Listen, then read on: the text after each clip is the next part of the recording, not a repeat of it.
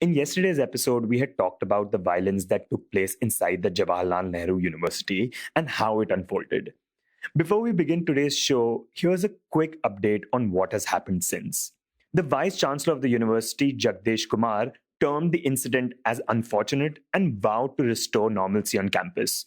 A team of crime branch officers and forensic specialists visited the campus to probe the violence, but no arrests have been made so far.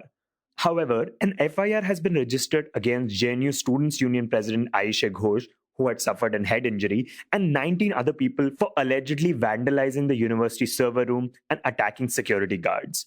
Protests against the JNU violence took place in Mumbai, where hundreds of protesters gathered at the Gateway of India as part of Occupy Gateway. Though the protest was called off after the police evicted people citing inconvenience to tourists and residents. We will keep you updated as the story develops. Now, on with the show. Hi, I'm Shashank Bhargav, and you're listening to Three Things, the Indian Express news show.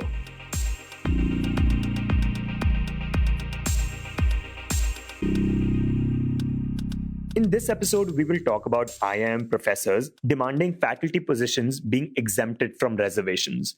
We will also talk about the 19-year-old rugby player who has been picked as the International Young Player of the Year. But first, we talk about the economy. Yesterday, according to the data released by the Ministry of Statistics and Program Implementation, India's GDP will grow by just 5% in the current financial year. In the last financial year, the India economy grew at 6.8%. In this episode, Udit Misra joins us to talk about what the government can do about the ongoing economic slowdown and the measures it has so far taken to boost consumption. Udit, India has been facing an economic slowdown, a consumption slowdown for some time now. In what ways are we seeing it manifest itself? So the economic slowdown is essentially now seen in the decline in consumption, or should we say the deceleration in consumption growth. More and more people are holding back what they would have consumed, making purchases that they would have normally made. And it's showing up in the fall in sales of various commodities. Cars is one thing that has sort of captured the imagination because it's also an aspirational thing. Holding back consumption on that is a remarkably telling episode. And India as a market was growing quite rapidly for the longest time. And now we are seeing a decline or a deceleration, which is sort of seen for the first time in decades. But the decline or deceleration in consumption is also seen in other commodities like small sachets of shampoo or smaller commodities. Biscuits have been mentioned.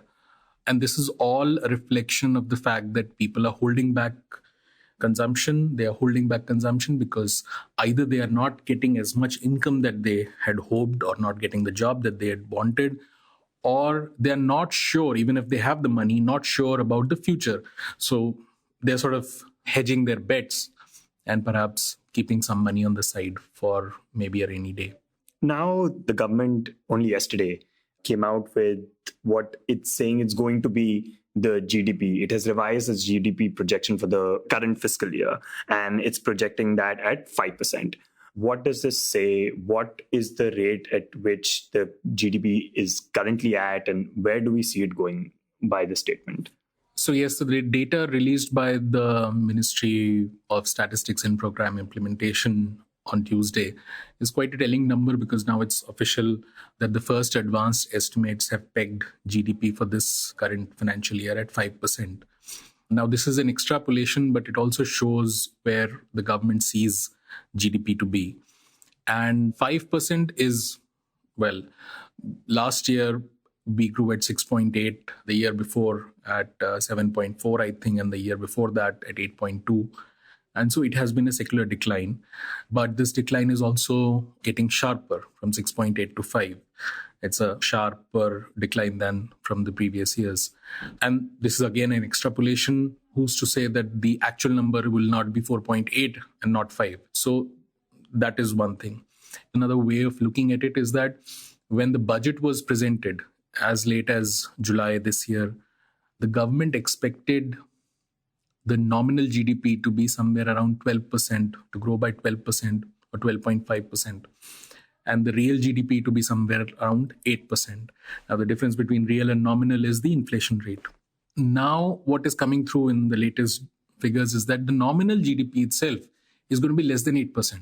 You deduct the inflation rate further to arrive at the real GDP. So what government thought would be the real GDP few months ago is now the nominal GDP. And now you further deduct. So this also shows that the government itself is quite surprised with the change in the economic deceleration. The government, we've come to know that it is likely that it is going to provide income tax relief in the coming budget. How much is that going to help with this problem? So again, the idea with any kind of tax relief is to boost consumption. And there are two kinds of taxes. You have direct taxes and indirect taxes. Indirect taxes now are subsumed in GST, and direct taxes are primarily corporate tax and the personal income tax that you and I pay. Government has already cut the corporate tax, but corporate tax cut, for what it's worth in the shortest period right now, is not showing any result. Most analysis shows that corporates, businesses are bothered about their profitability. So they're using this tax cut to boost their profitability instead of investing into new capacities. From the personal income tax front, that is the next area which government can look at. Simple idea is that you cut income tax, you leave people with more disposable income, and they would perhaps go ahead and buy that stuff that they were holding back, make that purchase of that car. And that would then lead to a cycle where businesses realize that it's now back to normal, let's invest more and stuff. But there are two problems with this. One is that very few people pay income tax. So when you cut income tax, you are affecting the demand of only those few people. And the second issue is that, again, just as it has happened, say, with corporate tax, there is also a chance that people also, because if they are uncertain about their future, they may not immediately use the extra money as a result of income tax cut to consume. They may just use it for saving. So there are ifs and buts here also. So what sort of options is the government left with now? Is the only option then left with sort of cutting back on GST? So GST cut is a significant possible move, but it's slightly more difficult than a personal tax cut because it requires also the states to come on board. And you must understand that all states and the center are all struggling with revenues. The revenues are not coming through. Centers in a position where it's even possibly not in a position to pay the states the compensation that it was supposed to pay for GST. States are also bothered. They have a hard budget for themselves and they need the money. So they may not necessarily agree to a cut in GST rates. Not to mention the fact that any of the tax cuts, either income tax or GST or even the corporate tax, also comes at the cost of overall revenues. So where does the government have the money? If they say, let's print more money as a result to make up for this, the fiscal deficit will go up and that will again have a negative set of impacts. So it's not an easy situation to be in for the government in a slowing economy, cutting rates. There is always a fear that if you cut rates and if people do not react the way you expect them to, you would have taken a hit on your revenues without necessarily boosting the economy. Some can argue one option could be directly spending that money and making sure that that money really actually reaches. You mean the government itself boosting the expenditure? You could either cut your taxes, leave people with more money, just as it has cut a corporate tax, left corporates with more money and expected the corporates to invest. But as the latest first advanced estimates today show, the investments by businesses have grown by just 1%, in fact, less than 1%, as against 10% last year. So businesses have frankly turned off the tap on new investments for the time being. So what is a necessary guarantee that private individuals also necessarily would just not keep this money in their pocket and say, okay, let's keep saving for a rainy day? How have we seen other economies deal with this? Right. So one crucial thing that is happening in the economy is that a lot of assets have not paid off. A lot of assets are half made or made and not sold. And that has jammed the whole economy because those who had invested are not getting the returns back. Those who bought those stuff haven't got the house. And as a result, the money is there but stuck. The assets are there but not sold. And there's been some talk about this, although there's no clarity. But in the US, in the immediate aftermath of the great financial crisis in 2008 and 9, when all else failed, one of the things that the US did was to have a program called Troubled Asset Relief Program, TARP. Basically, it was a way of buying those stressed assets by the government and the treasury, leaving the economic players free of the worries of day-to-day business and carry on. And over time, it brought some normalcy. Can India have a TARP-like solution? We could possibly have a TARP-like solution. Would it solve everything? I don't know, but we can possibly have that. There has been some talk about it, but there's no confirmation on that. But you must understand that TARP-like solution means that the government would be committing to a very long-term commitment at solving many of these issues. That would require humongous amount of money, which the RBI would then have to lend. Then that's a very long-term commitment to certain amount of fiscal rectitude, because without that, everything will go haywire. Will that happen or not? We don't know, but budget would be a good time to hear about it. Next, we talk about IIMs. Last month, the Indian Institutes of Management, or IIMs, collectively approached the government to demand that the faculty positions be exempted from reservations for the scheduled caste, scheduled tribe, other backward classes, and economically weaker sections. In this segment, Ritika Chopra, who covers education, joins us to talk about it. Ritika, so IIMs have approached the government that they don't want faculty positions to be reserved for SC, ST, OBCs, the economically weaker sections. What exactly is the background to this? So all educational institutions run by the union government, majority of them actually come under the HRD ministry. All of them provide reservation in teaching posts, that is when they're recruiting teachers, while admitting students. The Indian Institutes of Management, right since their inception, have not been providing reservation in teaching posts. They, however, do provide reservation while admitting students. So what the Indian Institutes of Management, one can ask, how is it that they have managed to evade this for so long? So they have been citing a circular of DOPT. This circular is from the 1970s, which states that all scientific and technical posts are exempt from reservation. IIMs claim that their teaching posts are technical posts, they're teaching a technical subject, hence they are exempt from reservation. So that's the background to it, that they have not been providing reservation in teaching posts, while all central universities, for that matter, provide reservation in teaching posts. In fact, even the IITs, till about 2008, they were not reserving their faculty positions. But in 2008, there was a directive by the government, and they started providing reservation for technology courses, which are the core engineering courses at the entry level, which is at the level of assistant professor. And as far as all management and humanities courses that they were running, they had to provide reservation at all three levels. When I say three levels, I mean at the level of assistant professor, associate professor, and professor. The IIMs, have somehow managed to not fulfill this responsibility and get away with it on the argument that, there is a circular of DOPT which exempts all technical positions from reservation, and we are teaching a technical subjects. The government all along has been, quote unquote, advising them on this. But things changed on the 20th of November when they sent out a directive to all 20 institutes asking them to provide reservation, and all future recruitment should be based on a reservation roster. So after they got this circular, what exactly have they done? So it's been just a little over a month. There was radio silence at the end of the IIMs once they received this direction. There wasn't really any reaction. Now we learned that there was a Pan-IIM conference in the second week of December.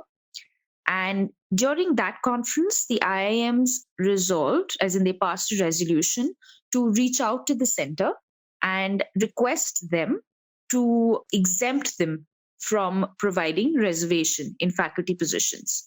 Now, one can ask, why do they want this exemption? The argument given by the IIMs, we learn, is that they're saying that our recruitment process is fair. We've been following this for a while, and it is through the same process that we try and provide positive discrimination for candidates from disadvantaged groups and sections. So we've been doing it all along, and according to them, this works fine. And since institutes like the IIMs are expected by the government to compete on a global scale, they feel that reservation is probably not the way to go. That is the argument we're told that they have given. Then, of course, the next question that comes to mind is, all right, if they want an exemption, then how do they propose that the government do this?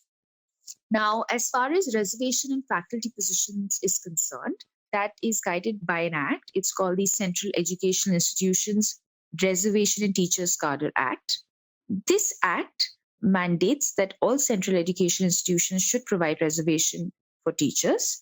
However, there is a section 4, quote, which exempts institutions of excellence, research institutions, institutions of national and strategic importance mentioned in the schedule of the act, as well as minority institutions from providing reservation.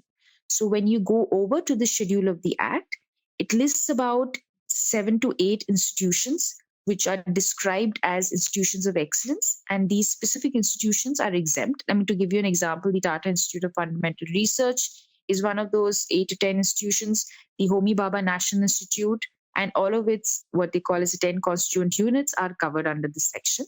The IIMs have proposed that you should add us to this list of institutions. This is a request that they made last week. They haven't heard back from the government as yet. So, what is the logic of the institutions that are included on this list of being exempted from reservations? The point being that these are highly specialized fields, and that these fields would require highly specialized knowledge. And it is on those grounds that these specific institutions, most of them, of course, dealing with areas of science, are exempt from reservation. Apart from the government sort of been nudging and directing the IIMs to open their faculty positions for reservations, have the IIMs faced any pressure from any other group over the years? So, apart from the government nudging IIMs to reserve posts, there have been groups within few of the older IIMs, like IIM Ahmedabad and IIM Bangalore, where teachers and research scholars have been trying to put pressure on the administration to provide reservation faculty. For instance, there is a fellow at IIM Bangalore, Siddharth Joshi, and an associate professor, Deepak Malkan, at IIM Bangalore.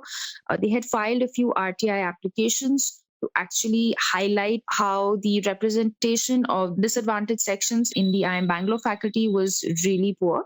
So there have been pressure groups within these institutions, but that hasn't really had an effect up till now. I mean, of course, now with a binding directive issued by the government, one would have thought that the IIMs would fall in line, but as of now, it seems like there is a bit of a pushback. So IIMs have always adopted a very, they have confronted the government on these issues in the past, but the difference that I see this time is that they seem to be, they don't want to confront the government. They have been, quote unquote, what we've been told is requesting the government, hoping that, if they sort of change their stance or adopt a different strategy, it may work.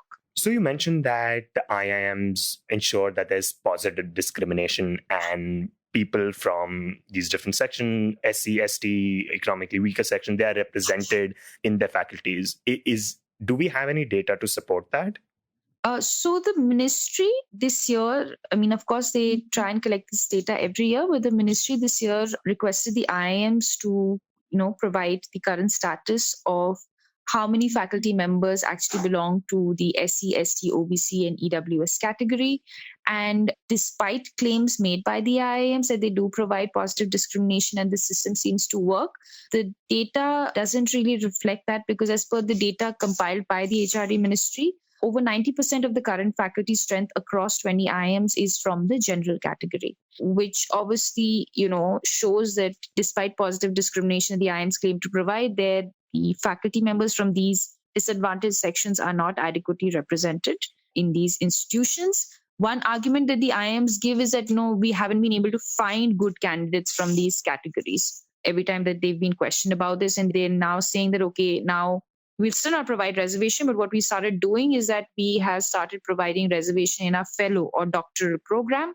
So that will create a pool of good candidates, because they're hoping that these fellows or doctorate candidates would go on to teach in education institutions. So that would create a good pool of candidates. And then maybe in the next 4, 5, 6 years, they would have good candidates even coming in from the disadvantaged sections, and they can maybe later be recruited at the IIMs. And in the end, we talk about Sweety Kumari. Sweety Kumari, the 19-year-old rugby player, has been picked as the International Young Player of the Year by the reputed women's rugby website Scrumqueens. Shivani Naik, who covers sports, talks about what makes her an exceptional player and what it is like to watch her play. Shivani, could you first talk about how Sweety first got interested in rugby and what has led to her rise? So, Sweety is a national level athlete, a sprinter to start with. And speed really helps in rugby, in women's rugby especially. Basically, she was scouted out at a nationals meet by rugby scouts who tend to be on the prowl looking for good talent. Rugby has a lot of talent which comes in from, let's say, wrestling and judo and athletics, of course. That's how one of the scouts in Bihar, in Patna, saw her, and it was pretty immediately evident that she is very good at running and she'll be an asset in the rugby team. So that's how they approached her. And obviously, nobody knows what rugby is in India, but they explained the rules to her. She saw a couple of games, and that's how she started out. So now you have Scrumqueens picking her as the International Young Player of the Year. In your piece, you mentioned that, in India, her teammates have nicknamed the scoring machine. You watched her play. What is it like watching her on the field? Oh, she's an absolute delight. It's one of those things that give you like a head rush. She probably scores tries taking the longest arc on the field. So she'll run around the field in like a semicircular arc. And you'll have defenders, tacklers falling by the wayside, literally, and her outsprinting them, her literally getting out of their clutches and just moving like a bullet or like wind. So it's beautiful to watch. Also, because she seems extremely undeterred by rival power, by people who are stronger or taller than her. And the entire thing is negated because she has that speed. She can just run away from anyone who's trying to tackle her. And that's so beautiful to watch. It's almost like an underdog story playing out in every single match. What kind of recognition has she got in India? Women's rugby has been a sort of poster child for women's sport in, let's say, circles where it's just considered awesome that women are playing a sport. Okay? But it's only recently that the performances are kind of keeping up with that entire promise and potential and that whole buzz about, we have a women's rugby team. So she's considered Asia's fastest. She is featured by the state government. Now, you have to understand, state governments have really taken to rugby. Orissa considers it a very, very important sport. Bihar also followed because success kind of has been very, very visible. So she's, I think, won a couple of state awards. Not so much in the mainstream because people, again, don't really follow the sport that much. And internationally, she has YouTube videos and people know her quite a bit. I mean, you interviewed her, you spoke to her. What kind of things is she looking forward to now? So she's actually looking forward to things that are going to be very, very difficult, which is play beyond Asia. That's where you'll have the top teams. You'll have South Africa and New Zealand and Australia, the traditional rugby powerhouses. Again, big built women who know the skills, who have played against people with great speed. So that's going to be the challenge. But that's the thing about Sweety. She likes the idea that she's going to go up against people who are much better in rugby. But obviously, we have to also cross the Asia line first. So we have to beat Japan and Korea and China, who are currently ranked higher than us. So, what really strikes me about all these women, there's Sumitra Naik, there are a couple of mothers in the Indian women's team, is their absolute confidence. It's great attitude when you're playing a sport where you are going to be, tackled brutally, to simply have confidence in your skills, to know that it's all right. I'm probably not as taller and stronger as them, but I can outpace them. So that confidence is beautiful, and it shows in their regular interactions as well. And these women they don't really come from big cities, but they are up against players, let's say from Calcutta or Bombay, who have been playing rugby for a long time, but they easily outshine them, which is very good to watch. You were listening to Three Things by the Indian Express. Today's show, as always, was edited and mixed by our producer Joshua Thomas. If you like the show, then do subscribe to us wherever you get your podcasts. You can also recommend the show to someone you think will like it. Share it with a friend or someone in your family. It's the best way for people to get to know about us.